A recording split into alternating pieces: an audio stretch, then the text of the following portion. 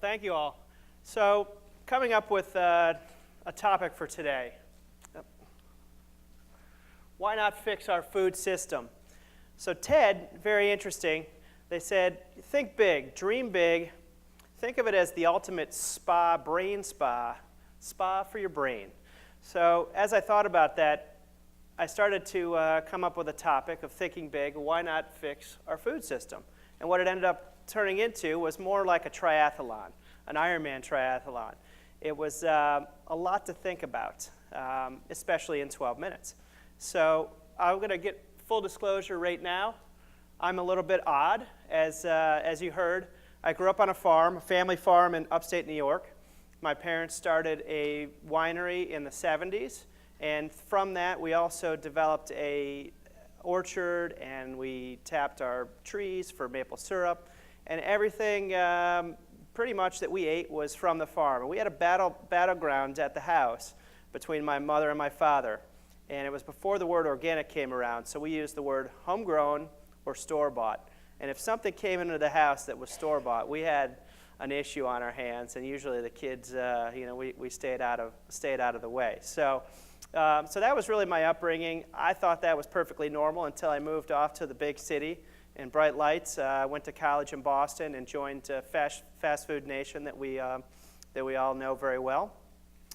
And from there, my next real enlightenment period was going around the world, spending a lot of time in Europe and also in Southeast Asia, and just seeing how entrenched food is in culture around the world. And then looking back and seeing kind of where America stands at this point. From there, I went to New York City and worked in finance, about as far away from the farm as you could get. Obviously, growing up on a farm as a kid, you don't really care about it that much. You think more about sports and cars and, causing trouble and irritating your parents. So I got as far away from the farm as I could and worked in the evil hedge fund world, focused on distressed companies. And really what was an enlightening experience for me was finding a lot of companies come across our desk that were needing to be restructured, either in bankruptcy or out of bankruptcy within the food industry space. Companies from the retail area all the way back to producers and all the way through the supply chain. And really the reasoning for this was that input costs were changing, specifically and mostly from oil prices. You had a lot of issues happening with oil prices, and the agriculture industry is really petro-based. You think of, okay, well, food miles. Okay, well, that's how you get your food closer, and we're living in a global world. But it affects so many other things. You look at plastic and packaging, mostly based on petroleum synthetic chemicals. You look at refrigeration and the high energy cost to refrigerate your food as it's shipped to you in the grocery store. A number of things. You go all the way back upstream to the farm and look at fertilizers that are needed, nitrogen that's produced in Australia and shipped over for our farms in the Midwest. And that, really was enlightening to me, because growing up, we didn't need any of that. We did everything we needed to grow food for our family on the farm. We did our own composting, so we didn't need to buy in fertilizers. We had open pollinated seeds, so we didn't need to buy seeds a lot of the times. We saved seeds. So really, looking at high finance and seeing that the business model was in jeopardy was really interesting. And that really led to the catalyst for reconnecting to food, which was starting my own family, having kids, and really wanting them to have that same experience I had growing up, which was to celebrate where food comes from, take pride in growing it, and having it be a really powerful connector point for family, community. So a quick cross-cut TED, I thought this would be an interesting exercise. So technology, why agriculture isn't a dinosaur industry. So there's a lot, you may not think about it, but agriculture has a lot of interesting things happening in it. You've got rising demand across the world. You've got a whole population rising into the middle class that's in need of more and more food, more and more nutrients, calories. You have supply constraints. You have weather issues. Agriculture is a very, very interesting area. I think one of the coolest things I've seen recently, I don't totally have my head around it yet, is you're beginning to see printers that are printing in 3D. Well, they're printing food now, which is spectacular to even think about. Entertainment. Food is the hottest of all drama entertainment right now. You've got celebrity chefs. You've got the Food Network. You've got the Cake Boss.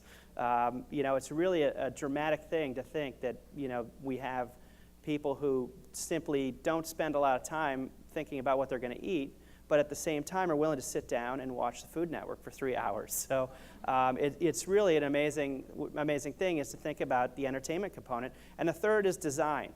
How is local really changing the way that we think about food?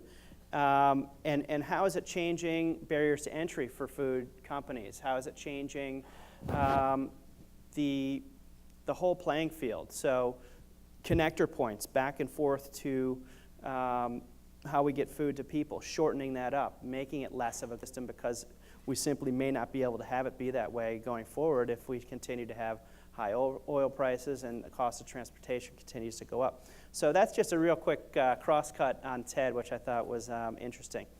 So what's the word? The food system's badly damaged and dysfunctional, and we better dig in and find some solutions. I think we've all talked about this. We've seen it all. Here's some of the gory details. Land, eroded, depleted, stripped, cleared, flooded, gouged, polluted, wasted, and paved, of course. People are disconnected, overweight, obese, chemically saturated, distracted, hungry, and confused about food. And communities are soulless, detached, microwaved, and my favorite, blackberried. We will not solve our environmental, societal, and health issues without addressing our agricultural issues. Agriculture really touches everything. You hear a lot about sustainability now, green, carbon, greenhouse gases, all these things, water quality, and really that's what you're finding is you're finding that agriculture is a very powerful industry. One of the things that I find interesting is a play on words. You have agribusiness, you have agriculture. And as I alluded to earlier, agriculture is really where we need to get back to. We have a lot of very smart people, and thinking about what I was going to talk about today, I'm not a scientist, I'm not a PhD, I'm really not even a farmer anymore, although I did leave New York and start farming and started my own CSA and supplied food for families, and now our organization's supplying food and providing food every week for 500 families in the area. But really what I found was, we can have as many smart people, policymakers, et cetera, looking at this space, organizations, but we really need to focus on the cultural effect and impact of food and how that relates back to agriculture and how we think of agriculture as a dynamic space. The agribusiness part is also an important part because if you look at things in the conventional farming world, you have the Monsantos of the world who supply seeds and fertilizers and all the good stuff that we know about, like Roundup Ready and genetically modified seeds. They have a research and development budget annually of over $1 billion, which is far more than what you're seeing going into sustainable practices in agriculture. So really, the agribusiness part of what we're talking about is finding a way to capitalize entrepreneurs, finding a way to capitalize ideas and put them into execution. And there's just a fascinating amount of different technologies out there and people who are really committed, intelligent people who are really committed to improving our food supply and our food system. So the agriculture industry, just to take a quick look at the business of agriculture, it's a very important business. It's a very important industry. We eat every day. And you have a massive industry as well, 50% of arable land, 70% of all water use. And it's also a dynamic area as well.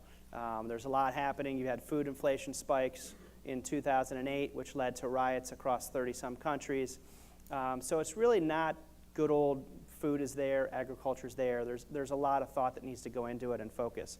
So putting culture back into agriculture. The American way is more, faster, cheaper, but really at what cost? So the game plan for a better food system is really where we need to go. Attainable. You hear a lot about the word sustainable. I find that word really difficult to find the tangibility of it, and it's kind of a difficult word to get your head around. Attainable is a word I like. Focusing on access, connecting people back to where food comes from. So if you're here in Philadelphia, you look at food, you're here in Philadelphia, food comes from where? Well, it could come from Lancaster, that's fairly local. It could come from California, Peru, but no matter what, it's coming from somewhere else. So really the focus is reconnecting people to food, where it comes from, the land, and of course where people are within the communities. Experiential, as we talked about before, you can teach people, but really food has become such a transactional thing, and we really need to get back to the experience of food that other cultures have, sitting and eating as a family, cooking together, thinking about that. And then finally capital, as I alluded to, the financial and human capital. We talked about capital going towards companies. What about knowledge transfer, training for farmers? The average age of a farmer in the country is about 60 years old at this point. How does that going to look 10 years from now? Not too good. So, we need to find a way to continue to invest in the human capital through training and knowledge transfer as well. The pivots we revisited, the agribusiness, the macro. There's a lot to do on the policy front, the top-down analysis, and then the bottom-up, the grassroots. What's happening within our community that makes ourselves action-oriented around food. And then the micro part of it, which is the power of one. What can you do on a daily basis? I call that implementation for dummies. So today is great to talk conceptually, but what can you do actually on the ground every day? You can eat real food and know where it comes from, whole food, real food that you can pronounce. You need to also reduce your plastic intake and use to reduce the environmental chemicals that you're reading about a lot. I've been reading a lot about obesogens, 15 to 20 different chemicals that are now being identified as a real issue for how our body is able to metabolize food. You need to focus on dense nutrients, and the focus there is local food. Food loses its nutrient value as it is stored and shipped, so that's another big plus for local. And become a backyard farmer or join a farm and become a celebrity chef. Food literacy back into your kitchen. Bringing food back to our landscapes, communities, and diets. And that's my son there, Anders, with all of our harvests. Thank you very much. All right, thank you.